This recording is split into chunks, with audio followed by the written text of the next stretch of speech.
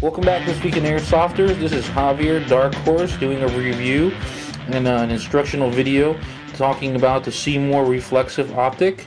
Not so much a review on how good the model or the brand is, but more of an understanding of how these optics work and what I think about this particular model a little bit. Just a little background on it. This is a Seymour reflexive sight. It is made by Element. You can get it at EB Airsoft. I think you can get them at Evike. I mean, you can get them in all these different places. So they're a pretty common sight. You can even find like a crappy, Crossman version at Walmart, but I definitely would not recommend that. They kind of look alike, but this sight is definitely different from what you would be getting at Walmart and buying, and especially the Real Steel one is definitely much better and different from what they offer there. This one is OD green. Key features is that it's very low profile, very slim and slender. It is a reflex sight. There is no magnification, no zoom on it at all. This is just for CQB or close quarter, 20-25 meter engagement distances kind of thing. And it's really good for that. You could, I guess, put a magnifier behind it, but this is just not built that way. It's not like an EOTech or a CCO that you can butt up a magnifier to it. So you're talking about strictly kind of CQB-ish here and close range. Some of the features: it does have elevation, windage adjustments. You have a brightness adjustment, which is set all the way up high right now, and I just have it set that high so you can see it, and you can adjust it all the way up and down. Picatinny rail mount, obviously, for it to go right on your weapon, and fits most rail systems. A little wobble in here, or a little tightening and a little elbow grease will get it on fine. Some systems are a little different. This one is obviously this is ABS plastic. It's not metal.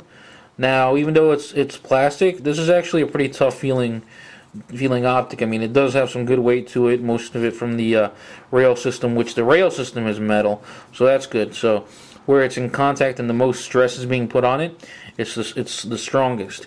And then the body itself is plastic, a tough ABS plastic, which I'd put on my weapon. It's not too bad. Now, and then more specifically, we're going to talk about what this sight does and how it works.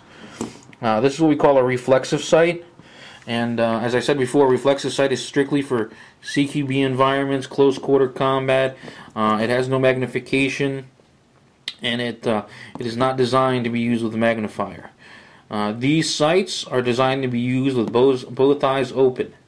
Now, a good professional shooter, an experienced shooter, can shoot, with both eyes open, and do that with iron sights or a reflexive sight like this. But that, for some people, it takes practice to be able to shoot two-eyed open with iron sights, because we naturally have one dominant eye over the other. And that's just a natural instinct there, because you're left-handed, right-handed, left-brained, right-brained. But those that adapt and become more proficient shooters can learn to shoot both eyes open. Reflex sights are designed to be shot both eyes opened. The reason they're designed to be shot both eyes open is because of this. Pull my markers out. Give you a little tutorial. Got my. All right. You are here, the shooter. All right, and let's say you have the bad guys. 1, 2, 3 bad guys right here. Okay, so when you're looking at the bad guys and you're going to shoot them, if you're keeping either one eye open, only one eye open, or you're looking through, let's say, a magnifying scope, you develop what's called tunnel vision. Where your left and right fields of vision are obstructed or negated or ignored because you're focused, on what's in that scope at that time in the single target you're engaging. Especially with magnification, because your eye is focused right through the middle there. Now, what happens with that is that at distance, it's not as big of an issue, because If you're at distance, you could be behind cover, concealment. You could be beyond their range, and it's safer to engage multiple targets with a focus directly on one at any given time. Well, when you're in a close quarter CQB environment, here you are, all right, and you got your bad guys again. These guys are closer to you, and then they're more likely to be able to quickly engage, and you have to be able to quickly react and engage to them too. So what a reflexive sight does is, by keeping your eyes open, it widens your field of view, which means you're not getting this tunnel vision, and you can engage. You can prioritize first of all and engage your targets. Oh, this one in the center is my primary target because he engages me first, but both of my eyes are open, so I can see that what these other guys are doing and what's going to happen next, so I can quickly then react and swivel and engage the others. That's the big difference between these scopes that are magnified, for creating tunnel vision, and these reflexive sights that allow for you to swivel your head back and forth and engage quickly. Now, advantages: magnification, and you can see at distance and engage the target from farther away. Advantage: quickly engage within short distance. That's why no player or operator should ever settle on just one kind of optic. It's a good idea to have both, depending on your mission. You might need to engage at a distance and have the ability to reach out and see somebody. Or you might need, the reflexive sight, CQB environment, something you can snap quickly and adjust and attack and hit your target. Now, when using these sights, some people have a tendency to turn the brightness all the way up on them. I have it turned all the way up now. Now, when your target is a little farther away or you're looking through it, what you want to do is you want to turn the light all the way down as far as it can go, to just before you can't see it anymore, and it's just a little dot in there. Now, you guys will see a lot of training videos, and I believe the Magpul guys, they all teach the same thing, and the idea is that the red dot does not overwhelm your target. It doesn't glare over your target, and allows you a good point aiming position, a good point target to hit. That's a constant theme you'll see across the board.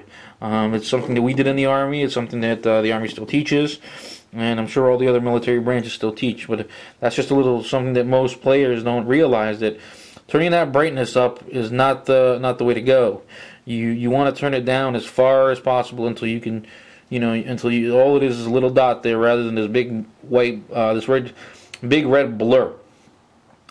Another trick with these things, and this works for EOTechs, CCOs, reflexive sights, is that you do not need to have this uncovered. Like, a lot of guys will put, shielding to protect it so this doesn't crack by a BB, but you can literally put tape over this. You can put electrical tape over this and completely black out the front.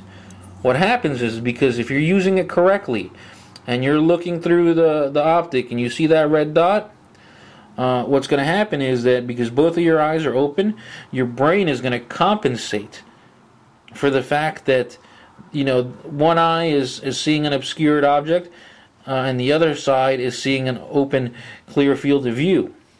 Now, this does two things for you. One, protects your lens. That's the obvious. And two, there's no glare that way. There's no light shining off of it to give you away, maybe if you're in a concealed position in the woods or something. Now, you might think it's weird, and people are like, oh, wait a minute, I'm just covering it up. How the hell is this still going to work? It will work. What you do is you cover up the lens, or you put if you have like a CCO or an EOTech, you close the cover in the front, and you look through it with both eyes open. That'll also let you turn that light down much farther, to where it's much less intrusive and it's not flaring in the lens. And you will be able to engage targets, and you will be able to effectively use the optic. That is definitely something you can do. You do not need to see through it directly through it. because both eyes are open. When you're moving around, and I like it too. I like doing that because when you're moving around and you're kind of creeping up on a target or creeping in an area, people have a tendency to look through their optics at everywhere they're going. You know, it's like I'm walking my way through the world with my sight, and I don't want to do that. You should be at the low ready, looking over your sight, not through your sight, and then bring it up. It prevents fatigue, and this can create tunnel vision too. Looking through the optic at all times, even though it's a reflexive sight, you can get tunnel vision. So you want to over your head, scanning and looking for your targets, and if it's taped over, you're less likely to try and taped over or covered. You're less likely to try and look through it. Now, quick thing about zeroing and adjusting these. Clean my board off here. Now, this is standard for all reflexive and all holographic optics. First, I'm going to draw my iron sight. Now, this is just a standard, M16, M4 iron sight looking thing. It's a little big, but it's alright. Alright, so that's your front sight post.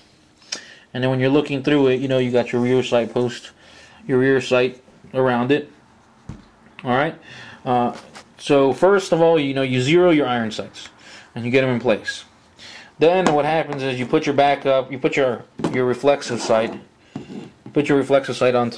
onto your rails, and you're looking through your backup sights and you're looking through your backup sights or your iron sights through the reflexive optic, and this is what you'll see. You'll see your dot, cruising around up here. All right. Now let's make sure you're using a good sight picture, meaning that you're looking through your iron sights as if you were going to fire through them. Then what you do is you would adjust down and then over and do what's called lollipopping. Why do they call it lollipopping? Because look at it, it looks like a lollipop. Alright? You're going to move the red dot down and over or up and over to where it sits right on top of that iron sight. And you can bring it down a little bit onto it, that's fine. But right there, that's what's called battlefield zero. That way because your iron sights are lined up.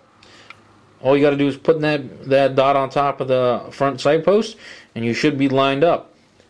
Now that's a quick battlefield zeroing technique to get the red dot in the ballpark. You always still want to take the time, to set up a target, look through your red dot and your sights as if you were, on the target range, and then adjust it from there later on. But if you're like, I just got it right now this morning, and I got an op in about 30 minutes, throw that sucker on there. Make sure you're looking through your iron sights just if you were shooting properly, and bring down the red dot and battlefield zero it onto your front sight post and lollipop it there. And that way that at least it's a lot closer than it was, before being up here and out of the way. If then what you do is, you lower your front and back sight post, if they're backup sights, or you remove them, your red dot will look like it's kind of floating up and away, but it's not. It's just because you're not using your same good sight picture anymore. It's going to float up and away. When you're looking through a reflexive optic, the big thing about it is that here's our reticle, and let's say it's the reflexive sight like this one, or a CCO, or something fancy like an EOTech, but you should be able to look at it, and even if your dot's in this corner, it's a matter of perspective. When you're looking at it straight on, like this one is, if I go tilt to the right or to the left, the dot looks like it's moving. Well, that's just perspective on the angle in which I'm looking at it. If you've field zeroed it properly, or zeroed it properly before at a range, you should be able to look at it from a high angle, a low angle, or a left and right angle, and as long as that dot is on target, you will hit your target. That's kind of the gist right there of reflexive optics. You don't have to align anything. You've already done that when you Battlefield zeroed it or zeroed it at the range. You can quickly engage, both eyes open, directly on what you're shooting at, and as long as the red dot's touching it, it should hit. Now remember, your red dots in all optics sit a little bit above your barrel. So your barrel may be pointed center mass, and you're putting it right between, right in the middle of his chest. Well, if your rounds might fall a couple inches below, because of the simple fact that the sight sits up a little higher. So take that in consideration. You might have to aim up a little higher on the body as you shoot, in order to hit your target where you really want it, ideally, and that's fine. So aim up around right above the chest area and top of the chest, and to land right around a couple inches around the top or the middle, somewhere in that area. But those are things you kind of want to take into consideration as you use this type of sight. But this particular sight, it's a good option. It's a good low profile optic, because that's all that's exposed. There's nothing else to kind of find and get shot up as you play, and that kind of makes it ideal. You got guys rocking big old ACOG looking sights, the Spectre sights, which are amazing but big and bulky, and even CCO sights, which you poke that thing above something, it immediately becomes the target. This is very low profile, very hard to hit in comparison. So that's a nice added benefit, and nobody, the extra bulk is just not necessary for a lot of people. So there you go. This is the Seymour reflexive optic. It is a good reflexive optic, all around versatile red dot. It's a good entry-level red dot, I guess you could call it, or even advanced operator. It's just optics are optics. It's just not necessarily an entry-level one or an advanced level one. This is just at the price point it is at the lower end of the scale, making it a little more affordable in comparison to a $100 plus ACOG replica or a $70 EOTech replica. These things go in around $40, $45. So good, reliable piece of equipment at a good affordable price to have. And as you can see, it has a very important, very simple function that makes it very effective. All right, that's it for the Seymour reflexive sight. This is Javier, Dark Horse, with This Week in Airsoft. I hope you enjoyed it, and I hope this was very informative. We'll see you next time when I talk about something else that comes across my desk. Thank you very much. Bye.